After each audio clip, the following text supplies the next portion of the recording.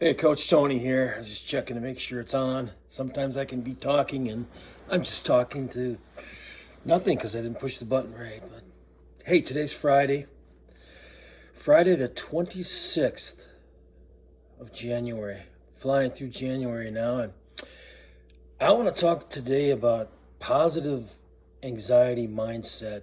And for real, I mean how important your mindset is to anything that and everything that you're going to accomplish. If you're listening to this, you came here because you wanted to hear something about anxiety management.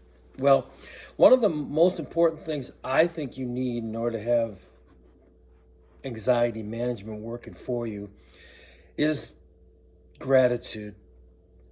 Almost everything that I read, I was just reading again yesterday about positive psychology, and one of the underlying factors is you got to be grateful, and you got to be able to talk about your gratitude. The whole idea of a gratitude journal is real. When you can write in your journal, and you don't have to call it a gratitude journal, it's just your journal. It's you writing about all the powerful things that are happening in your life, because if they're worth living, they're worth writing. And I learned that a long time ago. I think that was back in the neuro-linguistic programming and listening to tapes by Tony Robbins, what was it, 25 years ago? 20 years ago at least. And, he said, if you got a journal, and I don't follow all of what he has to say or not say. I don't really even know what he's up to these days, but awaken the giant within was huge for me when there wasn't a whole lot of internet and a whole lot of stuff to give you the advice you needed to tackle panic disorder. And if you're doing this for the first time, listening to one of my videos, thank you. And panic disorder. 30 some years later, I still have anxiety issues, and sometimes it can be so demoralizing. You're like, why? I am a child of God. I follow God. I know what a miracle is. And I was just listening to the song because I was listening to the Red Rocks worship team, and I was listening to the service just from this last Mother's Day, May 13th or 14th, by Conrad Bess, and it was beautiful. Gosh, talked about the power and the promise in our relationship with God, and he was giving several examples of people who are, having babies. It's Mother's Day he was talking about, and we have our own story, my wife and I, of our own miracle. I mean, we tried to have kids for 6 years when we first got married. That's a long time. And we thought that it was never going to happen for various, reasons. But it did happen. She got pregnant, and not only was she was pregnant with twins. And I'm going to make it a short story, but it's a long one. But when my kids were born, they were 214 and 212 in weight.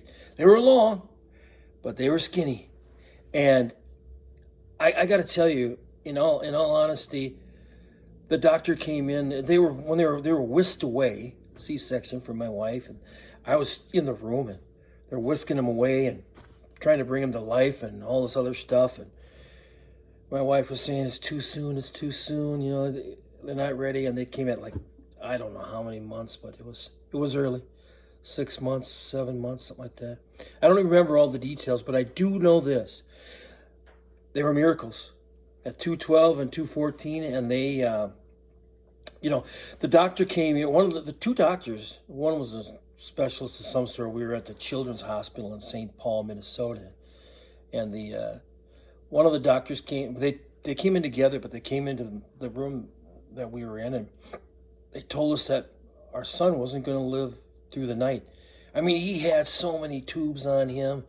It was like they had these stacks, and there was like 8 of them. And I think they put an extra one in. One of the doctors said, I don't even know who he was, But he said, I'm going to try one more thing tonight, but, And all I did was say, well, I got to get in the Word. And was what I read from the Bible. Proverbs 3, 5, and 6. Most of you know what this is, but trust in the Lord with all your heart and lean not on your own understanding. In all your ways acknowledge him, and he will make your paths straight. We put that on a bulletin when, the kids were born to send to people. The next day, he just started getting better. I remember being in there all night, sitting next to his little bubble. He's a bubble boy, bubble baby. Both of them were, but my son was much longer than my daughter. And then he just started getting better. And day by day, he was in there for like 2 months, but day by day, they kept on taking one of those doggone boxes away. I call them the 8 boxes that were up there on him. And I got to the point where they finally said, you can take him home. And I'm like, I'm not ready to take him home. He needs a lot of work yet. But we were able to take him home, and he had to be in the house for 2 years. We basically couldn't take him anywhere for 2 years. Trials, tribulations, yeah, we all have them. That was one of them. And, my anxiety was starting to go up again at that point in time. But then I was listening to a lot of worship music and stuff in those days, in their early years, before I kind of kept falling away, like I do, like everybody does. But I'm not doing it anymore. Consider it pure joy. This is James 1, 2-4. Consider it pure joy, my brothers, when you encounter trials of many kinds, because you know that the testing of your faith develops perseverance. Allow perseverance to finish its work so that you may be mature and complete, not lacking anything. That's one that's super important to me. And here, Romans 12:2. The whole Romans 12 is how to live your life. Okay, Romans 12, and this is 12:2. Do not be conformed to this world, but be transformed by the renewing of your mind. Then you will be able to test and approve what is good, pleasing, and perfect will of God. What is the good, pleasing, and perfect will of God? Romans 12:2.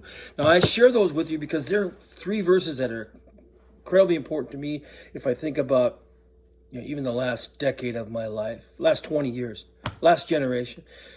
And my kids are all grown up now, and they're seniors in college, and they're going to graduate from college soon and then get on out there in the world. But amazing story of the miracles that happen if you trust in God. Now, back to the anxiety thing. It's tough. It's rough. But one of the things I do believe, uplifting365.com, go there, look at some resources. If you suffer with anxiety, it's not the end of your story, man. It's just the beginning of how you're going to be able to talk about it as time goes by. Maybe you'll get rid of it completely. Maybe it's just going to come and go and be gone for good, and that's great. But if it's not, use resources, develop all the armor of God that you can possibly put on, and the knowledge about what you've got going on inside of you, so that you can overcome it. And you're going to need to overcome it many times with many trials and I can talk to you about other trials of mine, but everybody has theirs. But we're all children of God, and I just want to be able to provide.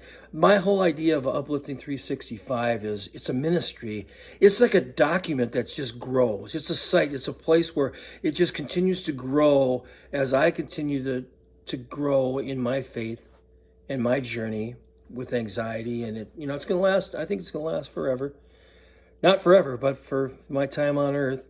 And but the next thing that I'm going to do more of, I was reading more about this positive psychology, and I was doing that kind of stuff and learning about it years ago, but I didn't really know. But it's just grown over the last 20 years, kind of with me.